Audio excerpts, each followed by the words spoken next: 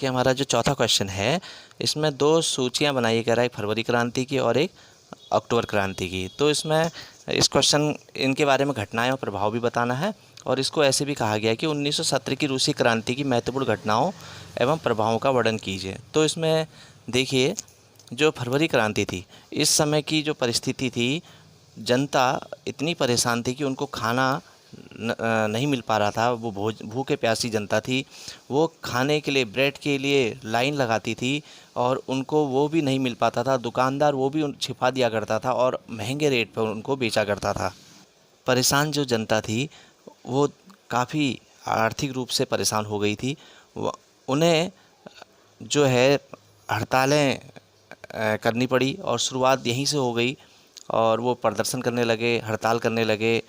तो धीमे धीमे ये तो जनता की बात थी। ऐसे सैनिक भी परेशान थे, सेना भी बहुत परेशान थी। तो वो सेना भी एक आक्रोश में जी रही थी और धीमे धीमे ये स्थिति हुई कि जनता और सैनिक मिल गए और उन्होंने एक साथ उग्र रूप ले लिया और राजधानी पर कब्जा कर लिया। तो इसको हम इस तरह से कहेंगे, जनता भूख से परेशान जनता इस क्रांति के शुरू में रोटियां खरीदने के लिए दुकानों में एकत्र होती है, वह भी उन्हें प्राप्त नहीं हो पाती। प्रदर्शन होते हैं, हड़तालें शुरू हो जाती हैं और सैनिक और जनता एक होकर राजधानी पर कब्जा करके अस्थाई सरकार बना देते हैं। यानी राजा को वहाँ से उखाड़ फेंकते हैं और वहाँ पर अपनी अस्थाई सरकार बना देते हैं।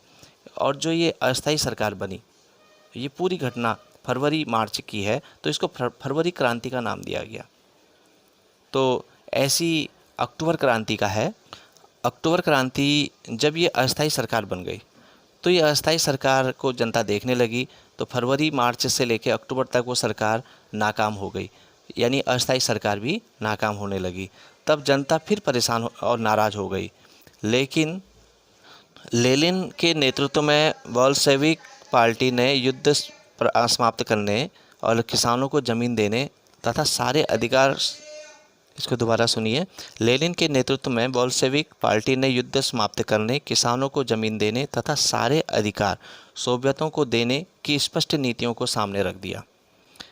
इससे केरेंस्की सरकार का पतन हुआ। यही घटना अक्टूबर क्रांति कहलाई। तो इस क्रांति के पश्चात लेनिन के नेतृत्व में एक नई सरकार का गठन हुआ। तो ये दो क्रांतियाँ हैं। ये छोटा छोटा इनमें टिप्पणी आ सकती है परीक्षाओं में, तो इसको कीजिएगा। अगला पांचवा क्वेश्चन है, बोल्शेविकों ने अक्टूबर क्रांति के फौरन बाद कौन कौन से प्रमुख परिवर्तन किए।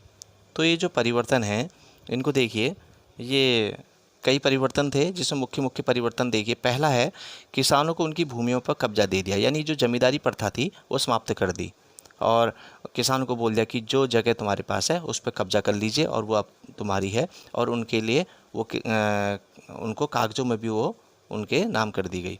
ऐसी जो किसानों के बड़े बड़े मकान हुआ करते थे जिसमें उनका बंटवारा नहीं था, भूमि, काफ़ी बड़े बड़े परिवार, तो वो भवनों को भी इनने बंटवा दिए, ठीक, और उनके नाम कर दिए।